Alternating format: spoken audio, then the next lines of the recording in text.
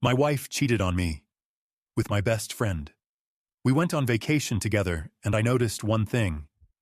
I used to think betrayal had a sound, like a door slamming or a glass breaking. Turns out it sounds like laughter. The kind you hear when your wife and your best friend are standing too close at the resort bar, like they are sharing a joke you do not get, and you are holding 3 plastic wristbands and pretending you do not notice. My name is Ryan. I was 34 at the time. The reliable guy. The plan-ahead guy. The guy who keeps sunscreen in the rental car and remembers everybody's allergies. My wife Claire called it my husband's superpower. She said it while scrolling her phone. While I carried our bags up the stairs. While my best friend Mark told me I was lucky. Mark had been my best friend since college. He was the loud, fun one. The story guy. The kind of man who could turn a delayed flight into a party. The kind of guy who knew the bartender's name 5 minutes after arriving. He was also the one who suggested the vacation. A group trip, he said. All of us together like old times. Claire smiled when he said it. Not the polite smile she gave my jokes. A full smile, teeth and eyes, like her face had been waiting for his voice. I noticed it and filed it away like a receipt I did not want to look at. We went with 2 other couples, Jenna and Paul, and Tessa and Nate, all friends from different chapters of our lives. The plan was simple. Sun, ocean, pool, group dinners, photos that made our co-workers jealous. I told myself I was overthinking, because I always overthink. That is my hobby. My toxic little side quest. I even made a joke about it on the plane. I said, if I start narrating everyone's motives, just throw me in the ocean. Mark laughed and slapped my shoulder. Claire laughed too, but she did not look at me when she did it. The resort was one of those places that smells like coconut and money. White umbrellas lined up like a polite army, music floating from hidden speakers, employees smiling like they are paid per smile. We checked in, got our key cards, and the first odd thing happened before we even reached the rooms. Mark took Claire's suitcase handle like it was automatic, like he had been practicing, and Claire let him. She did not even pause. She did not say no thanks, Ryan has it. She just kept walking beside him, talking about the view, while I rolled our other bag behind them, and I told myself it was nothing. Because sometimes people are helpful, and sometimes I am ridiculous. Later by the pool, we claimed chairs, the group spread out, Jenna filming some dramatic slow-motion water splash for her social media. Paul already negotiating with a waiter for extra lime. Nate talking about a snorkeling tour. I watched Claire apply sunscreen. She handed the bottle to Mark, not to me. She said, "Can you get my back?" And it was said casually, like a normal request. Except we had been married 6 years, and she had never asked Mark to do that. Not once. Mark hesitated for a second, then shrugged. Like, okay, sure. And I felt something cold and small tap the inside of my ribs. I laughed and said, wow, I should start outsourcing my husband duties. Mark grinned. Claire laughed again, still not looking at me. I did not want to be the jealous guy, the guy who ruins a vacation with suspicion. So I decided to be the calm guy, the wise guy, the guy who observes. I always believed that the truth is like a floaty. You can push it under the water for a while, but it eventually pops up and smacks you in the face, and I did not want it to smack me in front of everyone. So I started collecting details, quietly, like a polite detective with a tan. At dinner the first night we sat at a long table, candles, tropical flowers, fancy menus with words that sounded like a passport stamp. Mark sat across from me, Claire to my right. Normal, except their eyes kept meeting like they were playing a private game. Mark would say something. Claire would cover her mouth when she laughed. Then she would glance at him like he had done it just for her. And I noticed another thing. Her phone, she checked it more than usual, face down when she was not checking it. A tiny habit that screamed, "Do not look." When I asked her later if everything was okay, she said work stuff, and she kissed my cheek. Quick, like a stamp. I said okay, because that is what you say when you want to believe the person you chose is still choosing you. The next day we went on a boat tour. All of us crowded on the deck, sun on our shoulders, wind tangling hair.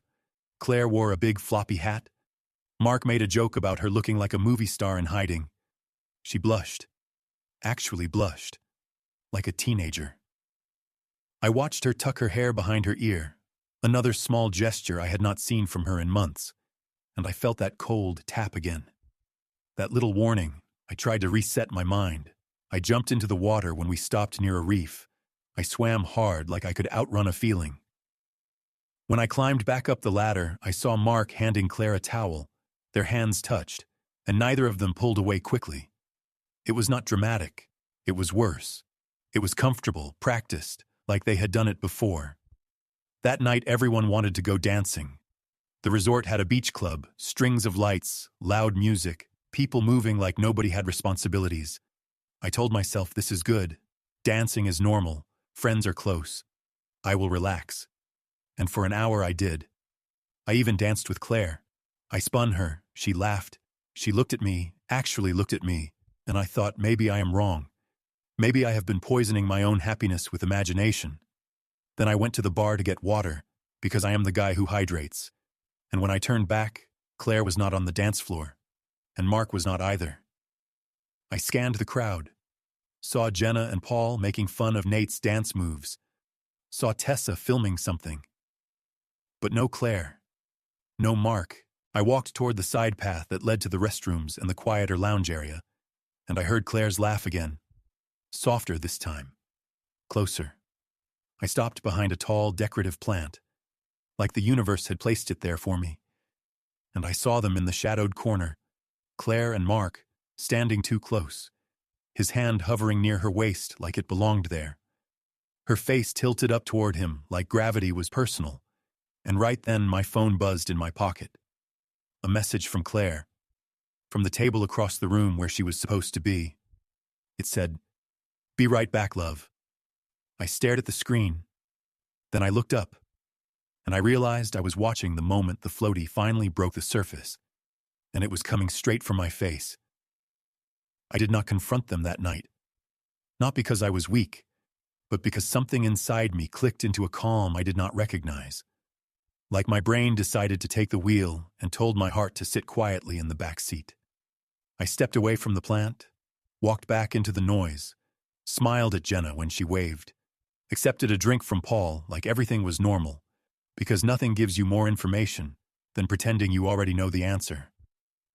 Claire came back 10 minutes later, breath slightly uneven, hair rearranged.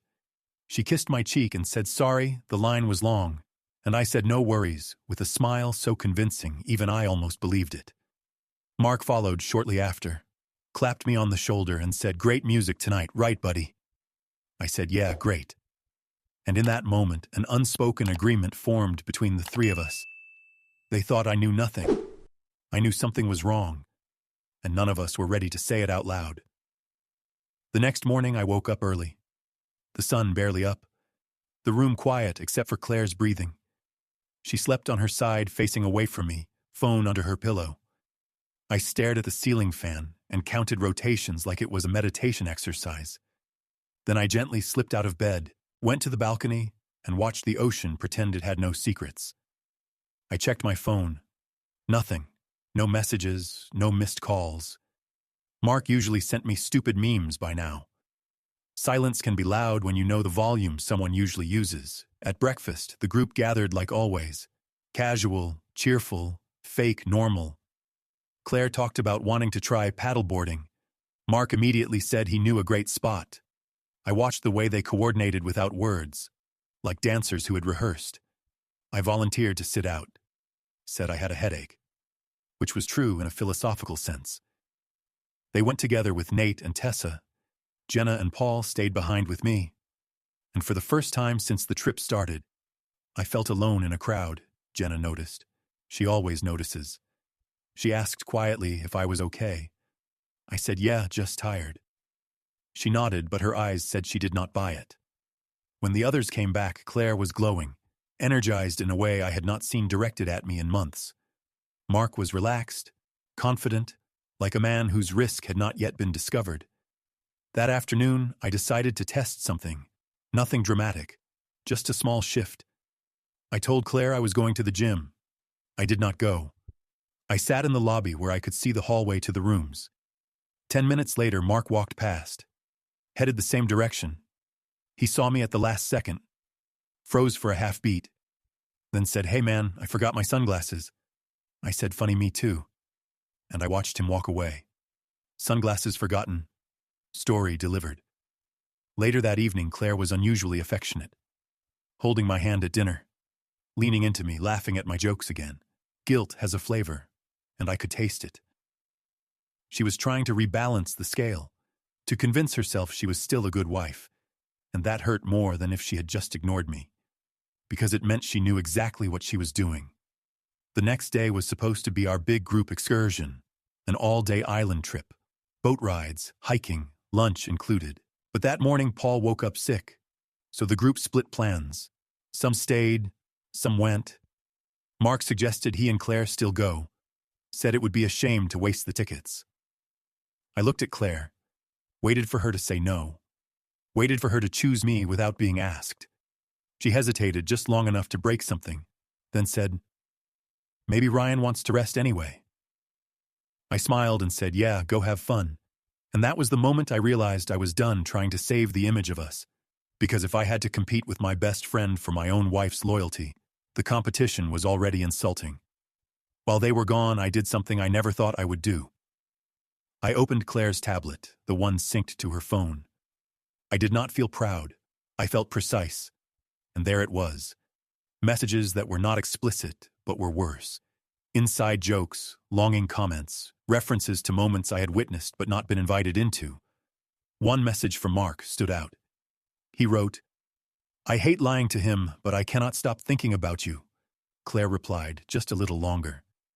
"We have to be careful, like this was a temporary inconvenience. Like I was weather, something to wait out." I put the tablet down, hands steady, heart loud, and I made a decision. Not to explode, not to beg, not to confront them in a dramatic scene by the pool. I would let the truth finish building its own stage, because people who think they are careful always get sloppy when they believe they are winning. And I was done being the unaware husband in someone else's secret story. Once I knew, really knew, something settled inside me. Not peace exactly, more like clarity, the kind that sharpens everything. Colors brighter, sounds louder, nonsense harder to tolerate. I stopped reacting and started watching, which turned out to be the most dangerous thing I could do, because when people think you are blind, they stop hiding. They get lazy, confident, almost proud. Claire and Mark returned from the island trip sunburned and energized, full of shared stories they told in tandem like a rehearsed routine. She finished his sentences. He laughed before her punchlines, and I nodded like a supportive audience member. That night, Mark suggested drinks on the beach. Just the three of us. Said it would be nice to have a quiet moment without the whole group. Claire agreed too quickly. I agreed slower. We sat under the string lights, waves rolling in like they had somewhere important to be. Mark ordered a round and raised his glass. "To friendship," he said, and Claire smiled. I lifted my glass and said to honesty.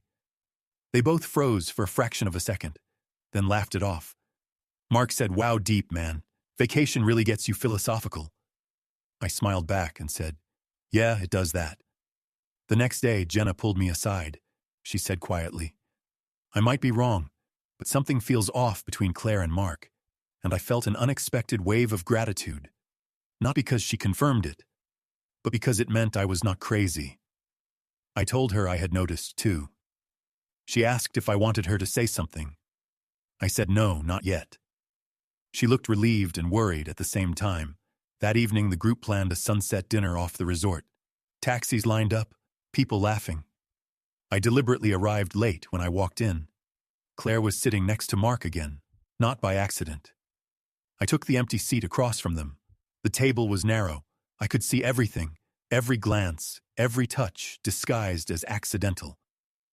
Halfway through dinner, Claire excused herself to the restroom.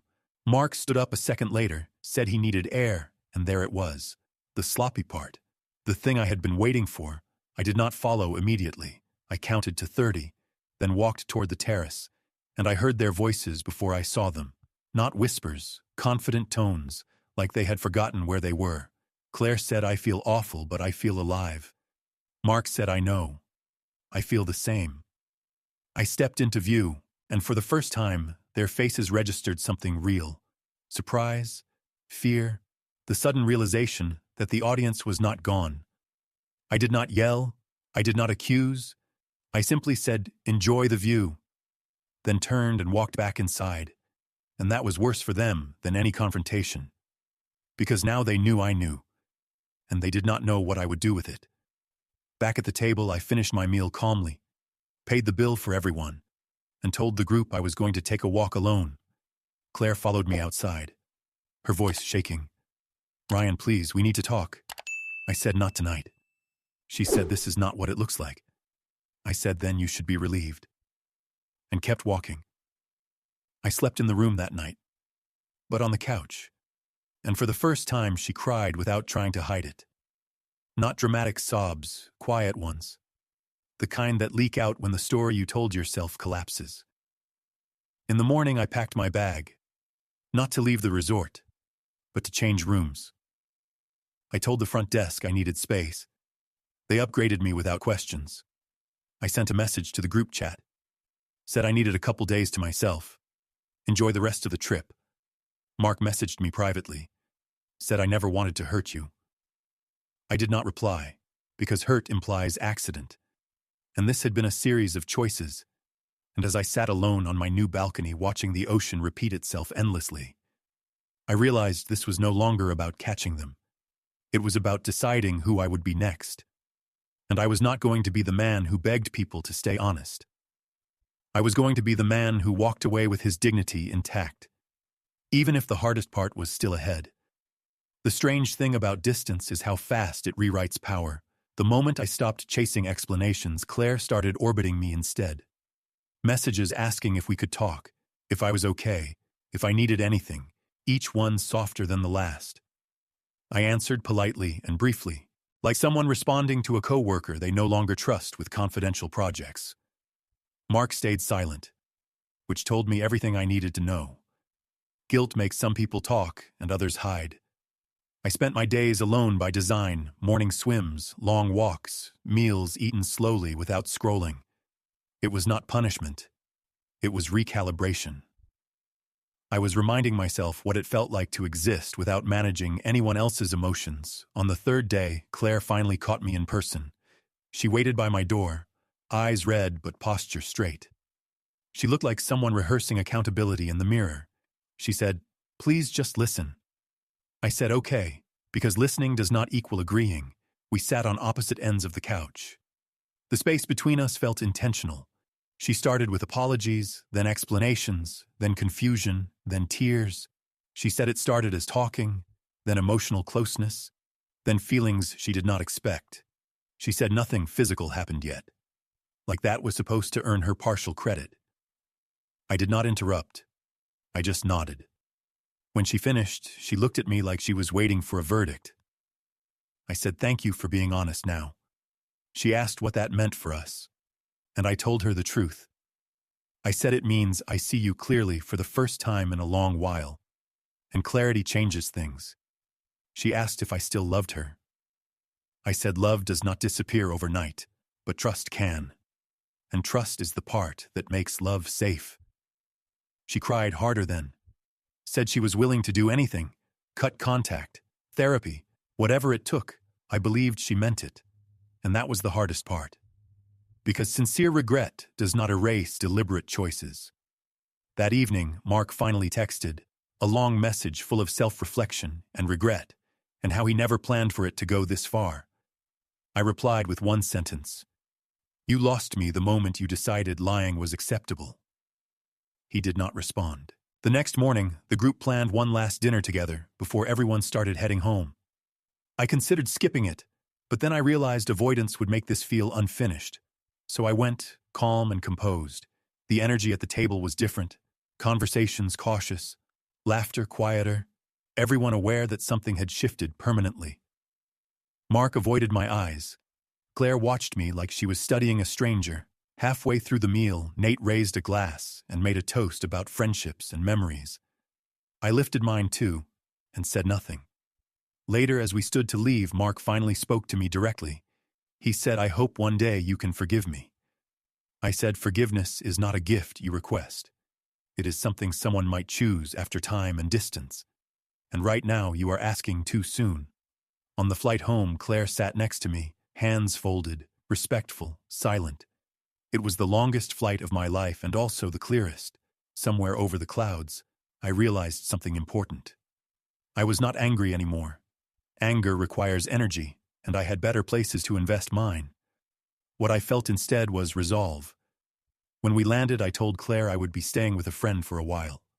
She nodded. No argument, just acceptance. And as I walked away from the baggage claim, I felt lighter than I had in years. Not because the pain was gone, but because I had stopped pretending it was not there. And for the first time since that vacation began, I knew exactly where I stood and where I was going next. Even if the road ahead was about to test me in ways I had not yet imagined. Staying with my friend felt temporary but necessary, like putting a cast on something you do not want to keep using. Claire and I talked, slowly, carefully, like people walking through a room full of fragile glass. She kept her promises. Therapy started, transparency offered, apologies repeated without being asked, and I respected the effort. But effort does not rewind time. It only proves you understand the cost. Mark disappeared from my daily life completely. No messages, no memes, no shared history pretending nothing happened.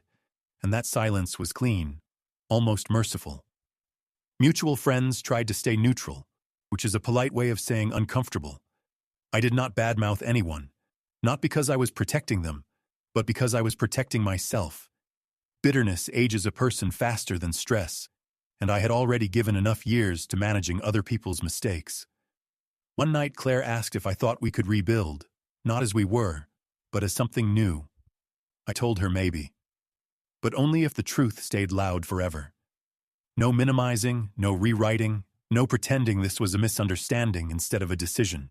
She nodded, tears in her eyes, and I could see she finally understood that forgiveness was not the finish line.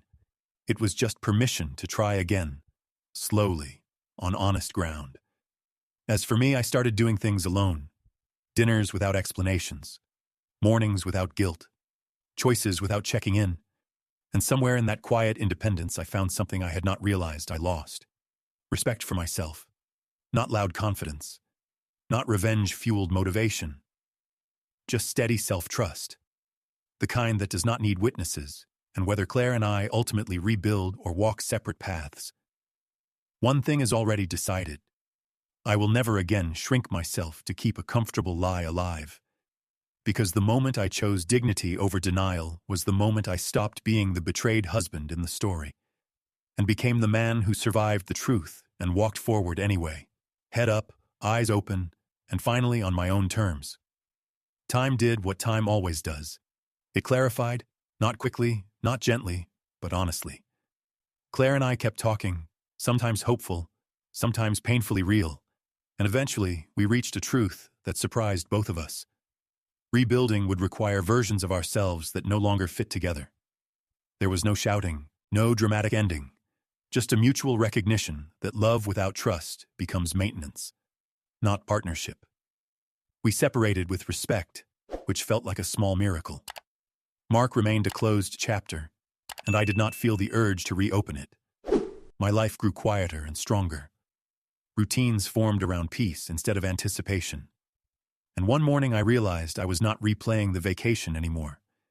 It had become a lesson instead of a wound. I did not win by keeping anyone. I won by keeping myself. And that kind of victory does not need applause. It just needs forward motion. I used to think endings had to be loud to be real, but the truest ones arrive quietly. I moved forward without dragging the story behind me, not erasing it, just setting it down. I learned that loyalty is not proven by history, but by daily choices. That trust is not repaired by promises, but by consistency. And that self-respect is built the moment you stop negotiating your worth. The vacation that was supposed to bring us closer did something better. It showed me who I was when things fell apart. Calm, clear, and unwilling to lie to myself. I did not come out bitter or broken. I came out precise. And that precision shaped a life that finally felt honest. I walk into my future now without suspicion or fear. Not because betrayal never happens, but because I know exactly what I will do if it does. And that certainty is the peace I earned.